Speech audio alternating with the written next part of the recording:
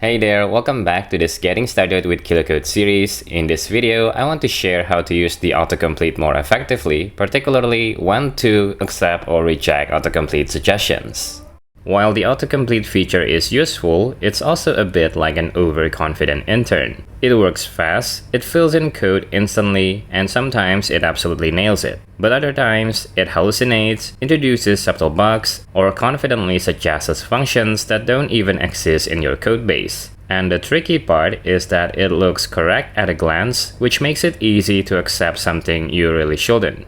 From my experience using this feature, what's helped me the most is having a simple way to pause and check the suggestions before accepting them. It's nothing complicated, just a simple mental model to decide whether the suggestion is something I should accept, tweak, or ignore. So I like to think of these suggestions as traffic lights. Green lights are suggestions you can accept immediately. These are usually repetitive patterns, things like data mapping, simple filters, renaming fields, or wiring types together. Yellow lights are suggestions where you slow down and read the code carefully before accepting it. This often shows up with things like dates, math, or any kind of business logic. In these cases, autocomplete might get the structure or syntax correct, but you still need to verify that the logic actually matches your requirements. And then there are red lights. These are suggestions where you just hit escape and move on. This usually happens when the AI starts overreaching, trying to write extra functions for you, inventing APIs, or making assumptions about how your system should work. Even if the code looks clean, it's often solving a problem you didn't actually ask it to solve. In this video, I'll show you how to spot these green, yellow, and red signals in real time, and how thinking this way can help you use autocomplete more effectively. Okay, let's see how this works in practice. Over here, I've set up a simplified TypeScript project. Think of this as the kind of structure you might see in a basic task management app. In this types file, we have users, roles, and tasks. Nothing really fancy, just a common structure that you might see when working on a project. And then we have this utilities file. Right now, it's completely empty. We're going to add a few utility functions that this project might reasonably need. And as we do that, I'll show you exactly when autocomplete deserves a green light, when it's a yellow light, and when it's a red light. First, we're going to create a simple function to get tasks assigned to a specific user. Okay, we got our first suggestion here, get user tasks, with users and tasks as parameters. Now this is a yellow light because the user parameter should be a single value instead of an array. So let's accept the suggestion, but slightly tweak it.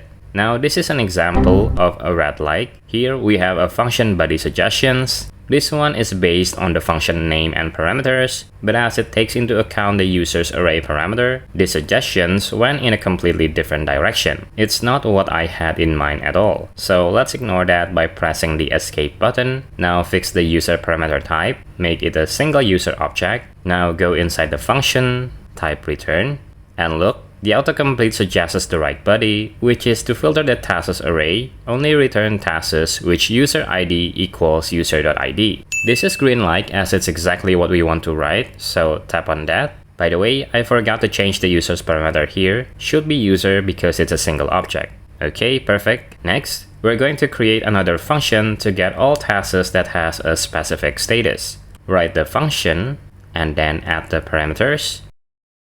Okay, now we have another suggestion, and this is a green light as we have an array of tasks and the status parameter which must be the same type as the status field on the task interface. Now for the function body, we just need to filter the array to get all tasks with the same status as the one passed to this function. The suggestion here is green light as it's pretty much what we need, so tap on that. Next, we're going to check if a certain task is overdue, so let's create the function.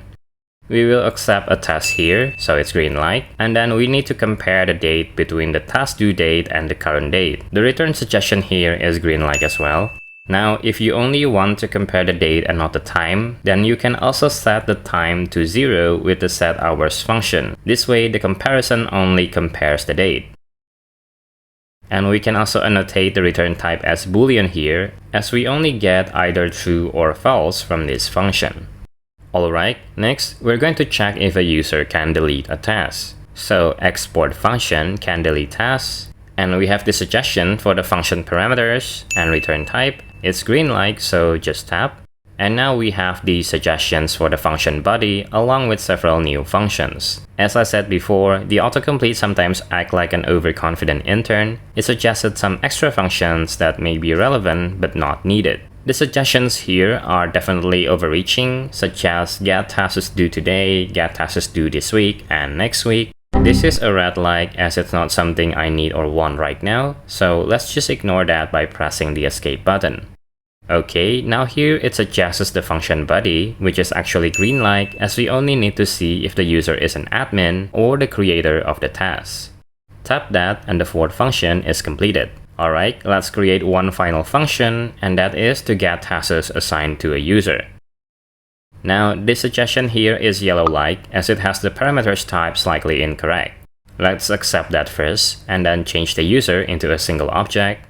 And then the return type should be a task array. Okay, now for the function body, simply filter the tasks and return those that have assignee ID equals to user ID. Oh, and the users here should be user as it's a single object as well.